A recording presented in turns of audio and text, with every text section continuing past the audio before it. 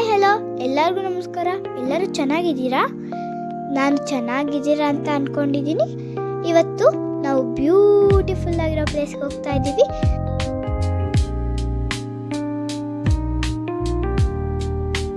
ಆ ಪ್ಲೇಸ್ ಹೋಗಕ್ಕಂತೂ ನನಗೆ ತುಂಬ ಎಕ್ಸೈಟ್ಮೆಂಟ್ ಇದೆ. ಬ್ಯಾಗ್ ರೆಡಿ ಇದೆ, ಗಾಡಿ ರೆಡಿ ಇದೆ, ಫ್ಯಾಮಿಲಿ ಕೂಡ ರೆಡಿ ಇದೆ. ಗಾಡಿ ಪೂಜೆ ಮಾಡಿಕೊಂಡು ಆ ಪ್ಲೇಸಿಗೆ ಹೋಗೇ ಬಿಡೋಣ.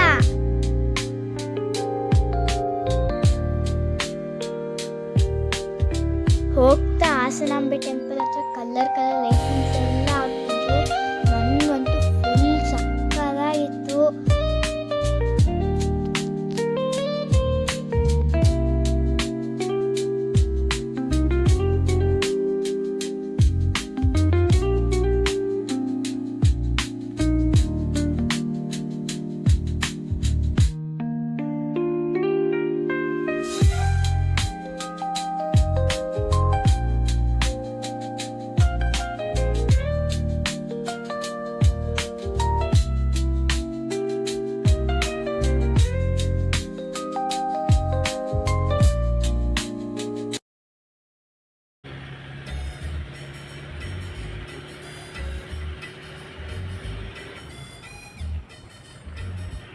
ಲೈಟಿಂಗ್ಸ್ ನೋಡ್ಕೊಂಡು ಸಾಂಗ್ ಕೇಳ್ಕೊಂಡು ಹೋಗ್ಬೇಕಾದ್ರೆ ಎಲ್ಲರೂ ಫೋರ್ಸ್ ಮಾಡ್ತಿದ್ರು, ಡ್ಯಾನ್ಸ್ ಮಾಡು ಅಂತ.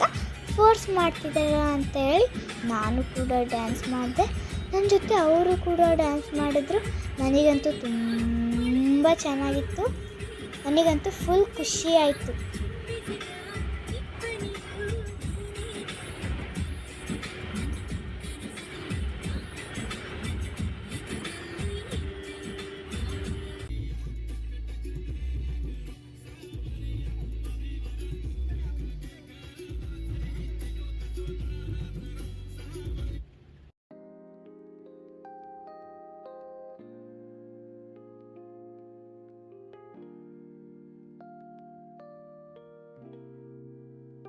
ಹೊರನಾಡು ಹೋಗೋ ದಾರಿ ತುಂಬ ಚೆನ್ನಾಗಿತ್ತು.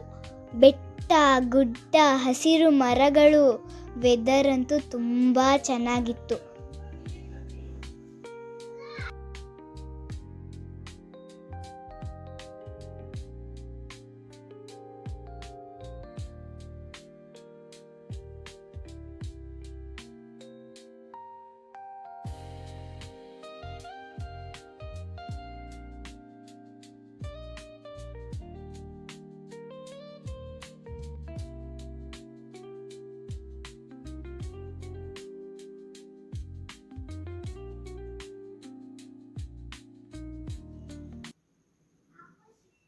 ಇದು ನಾವು ಹೊರನಾಡು ತಲುಪಿಟ್ವಿ. ಅಲ್ಲಿ ಕಾಲಿಟ್ಟಿದ ತಕ್ಷಣ ಮನಸ್ಸೆಲ್ಲ ಶಾಂತವಾಯಿತು.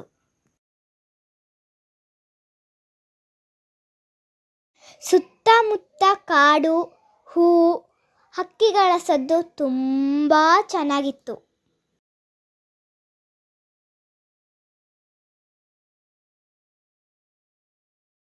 ರೂಮ್ ತಗೊಂಡು ಫ್ರೆಶ್ ಅಪ್ ಆದ್ವಿ. ಫ್ರೆಶ್ ಅಪ್ ಆಗ ಕೂಡಲೇ ದೇವಸ್ಥಾನನ ನೋಡೋಣ ಅಂತ ಹೋದ್ವಿ. ಬನ್ನಿ, ನಿಮಗೂ ದೇವಸ್ಥಾನ ಹೇಗಿದೆ ಅಂತ ತೋರಿಸ್ತೀನಿ.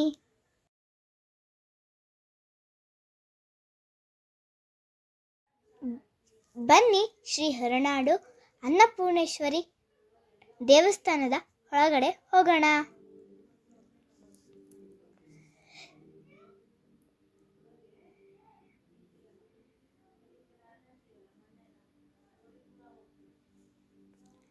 ಸಾರಿ, ನಿಮ್ಗೆ ಟೆಂಪಲ್ ಒಳಗಡೆ ತೋರ್ಸೋಕ್ಕಾಗಲಿಲ್ಲ.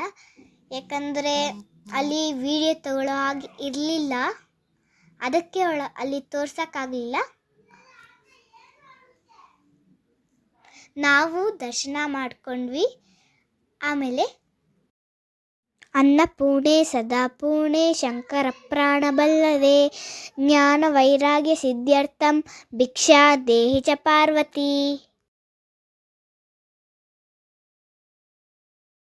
ಪ್ರಸಾದ ತಿನ್ಕೊಂಡು ಖುಷಿಯಾಗಿ ದರ್ಶನ ಮಾಡಿಕೊಂಡು ಬಂದ್ವಿ.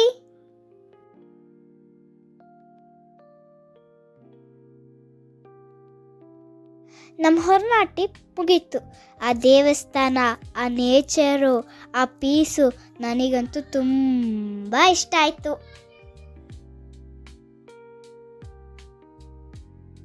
ನೀವು ಹೊರನಾಡು ಹೋಗಿಲ್ಲ ಅಂದರೆ ಹೊರನಾಡಿಗೆ ಹೋಗಿ, ನಿಮಗಂತೂ ತುಂಬ ಖುಷಿಯಾಗುತ್ತೆ.